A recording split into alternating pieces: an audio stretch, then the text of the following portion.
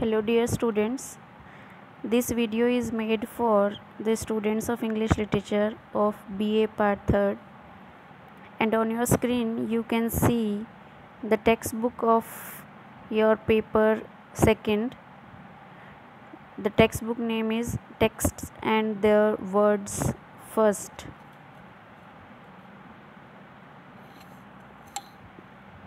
In your syllabus you are prescribed the story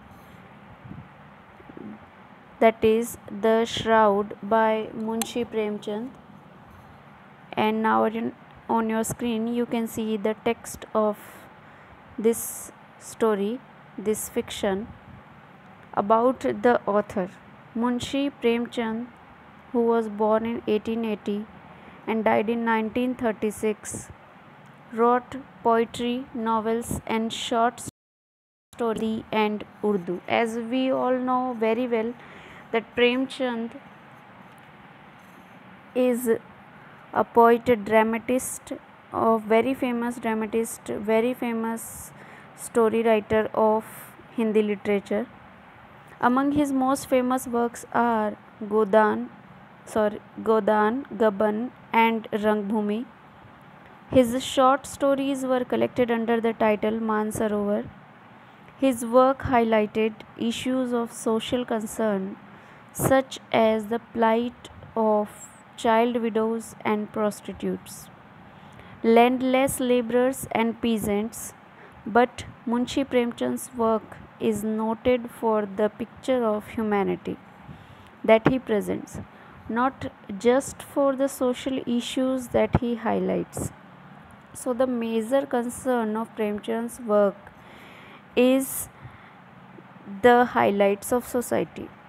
The latter may not have the same relevance today, but the characters who people his work are just as alive today as they were when his works were first published. Now we will read about the story. The Shroud means kafan, places before the reader two of the most unappealing characters to be found in fiction. Ghisu and Madhav, a father and son who are poor and lazy, uncaring about their own welfare as well as that of their family. In this case, Madhav's wife Budhya, who when the story starts is in the throes of labor. Throes of labor means pain of labor, child labor pain, with no help at hand. As the story unfolds, means as the story continues, the reader is told about the way of life of these characters, marked by poverty, hunger, and want, yet also by a determination to do as little work as possible to get by. So, these two people are the images of idlers. Now, we will study the summary of this story.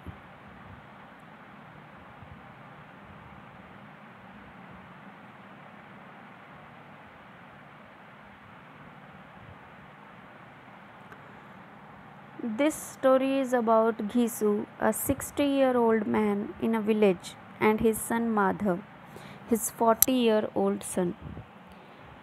As you can see that this story is in a very simple English language, so I am explaining it to you line by line, and if there will be any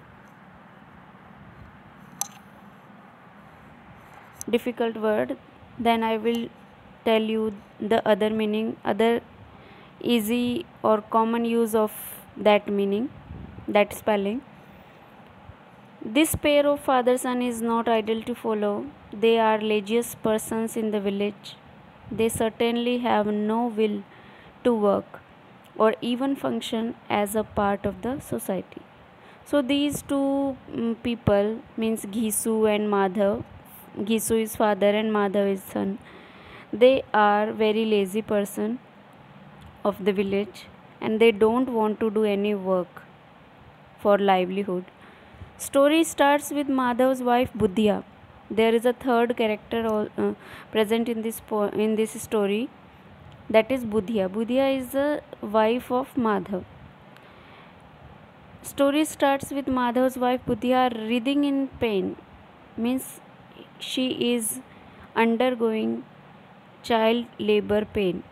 As she is in a child labor, Ghisu and Madhav sits outside the hut, oblivious. Oblivious means forgetful or absent-minded to the fact that Budhya needs medical help.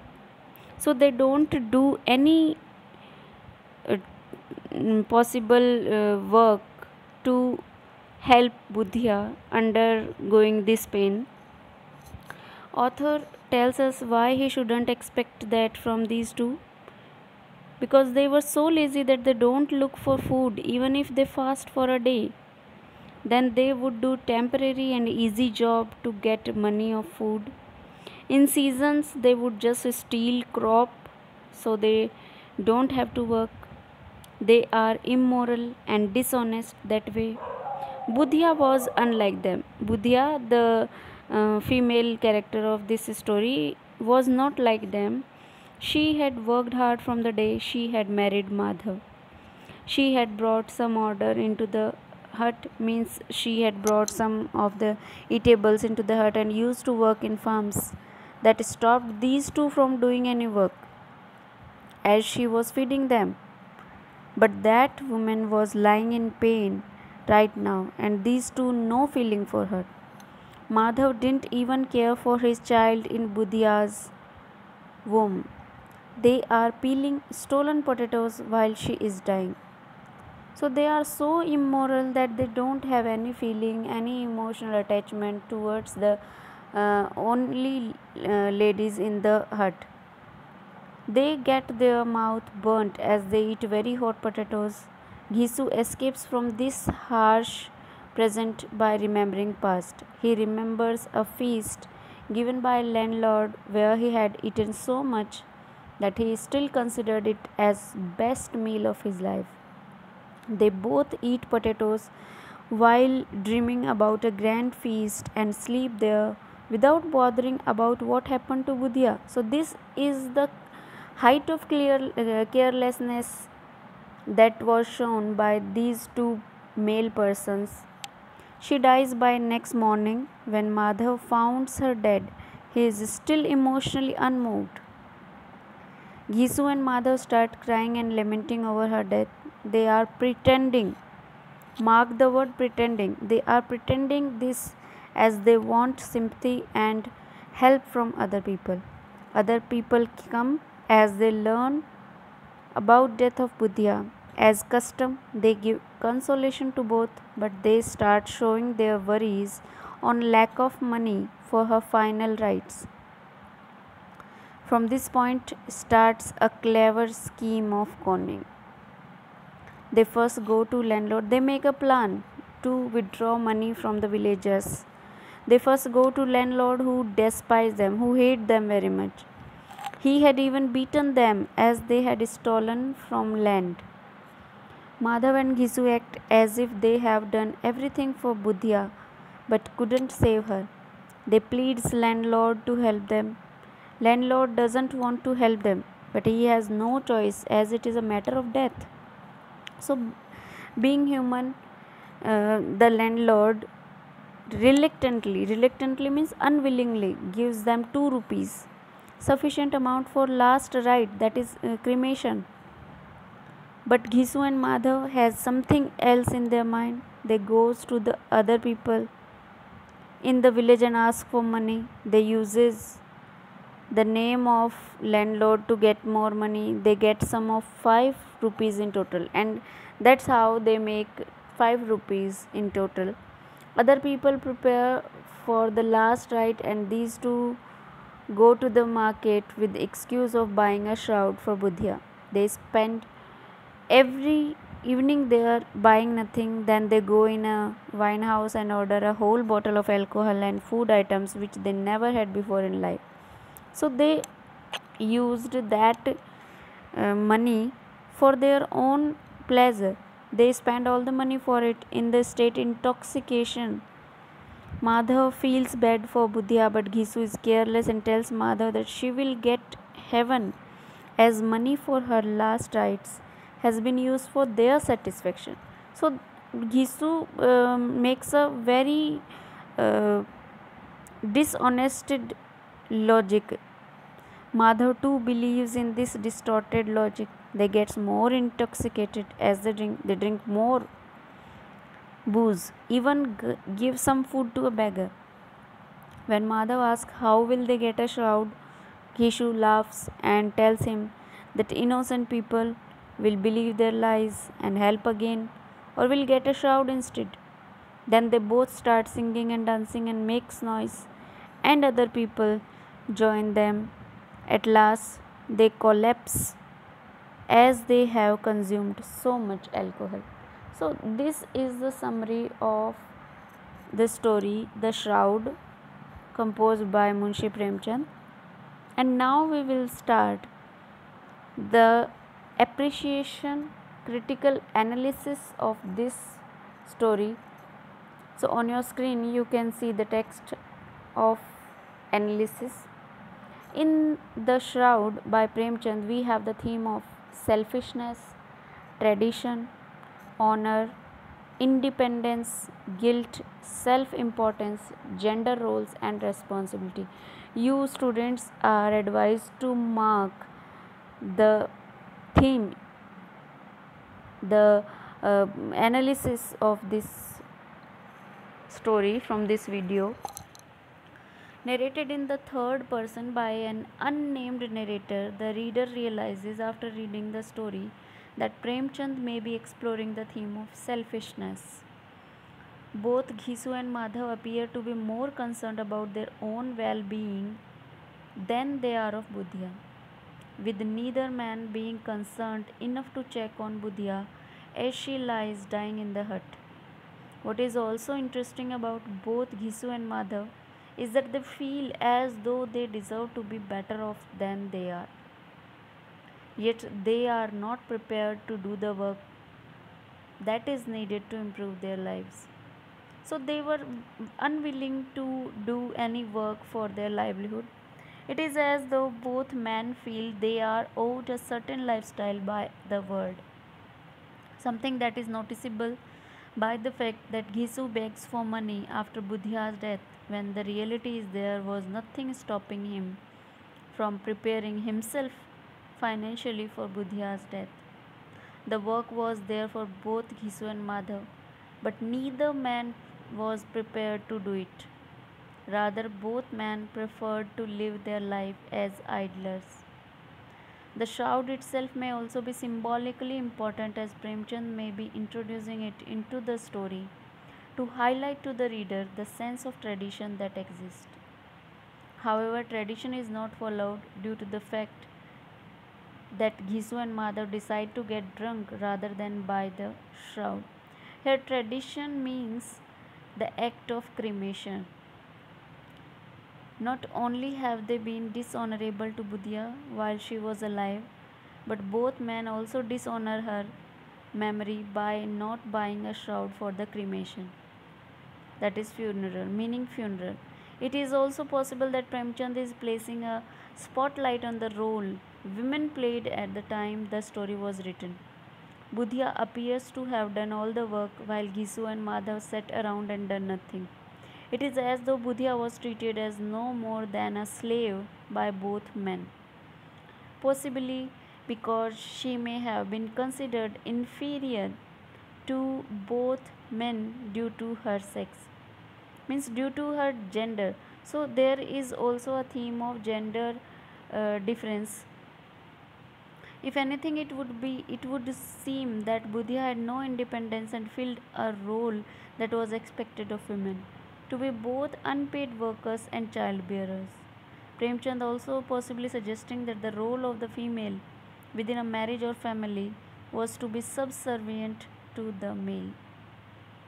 It may also be possible that Premchand is suggesting that money can bring independence. After Ghisu gets the 5 rupees from begging, he is able to take control of his and Madhav's life and do as he pleases. It just happens to be a case that Ghisu and Madhav decide upon acting selfishly. rather than buying the shroud for Budhya. It is also while drinking that Ghisu begins to change character, somewhat believing in his own self importance. As we have discussed in our summary, that while drinking, Ghisu gives a distorted logic about self importance, something that is probably driven by the fact that Ghisu is getting drunk. He makes unrealistic promises that he cannot fulfill to Madhav, who is also getting drunk and as such believes his father. The guilt that begins to partially feel about not purchasing the shroud may also be significant, as it only lasts a short time. Again, Madhav has possibly numbed himself sufficiently from reality that his thoughts do not last and also that take on little significance, which may be the point that Premchand is attempting to make. He may be suggesting that alcohol can numb an individual for a short period of time. Here, we can say that Premchand wants to convey the ill effects of drinking alcohol. He may be suggesting that alcohol can numb an individual for a short period of time. However, it cannot completely divert an individual away from the realities they face, which may leave some readers to suggest that when sober, Madhav may be full of remorse for his actions. The end of this story is also interesting, as Gisu's words to Madhav may be based on Gisu's own selfishness. Despite telling Madhav that Budhya is in a better place, the reality is that Gisu cannot really know if this is true or not. He is more preoccupied with getting drunk than consoling Madhav in any meaningful way. Likewise, Madhav is a willing listener to his father's words and easily forgets about Budhya, her wife, the more that he drinks. However, the reality is very different. Madhav has a responsibility to Budhya which he has not honored due to his and Gisu's selfishness. If anything, Madhav prefers to get drunk with his father than prepare Budhya's body for cremation, just as she may have been abandoned in life by Madhav. Likewise, in death, she is being abandoned, means tyag di gayi, with Ghisu assured that he will find the money again for the shroud, and Madhav, believing his father, will be able to do so. So, in the bar room, they make plan to get extort money again from the villagers to buy the shroud. However, the reality may be very different. People may be tired of Gisu and Madhav's actions and realize that they would be foolish to give any more money to either man, even if they did do the right thing on the second chance. So that's all about the critical analysis of this story, and you all students are assigned the work to write a critical appreciation of this story and to make a note on this story. So that's all, students. Thank you all.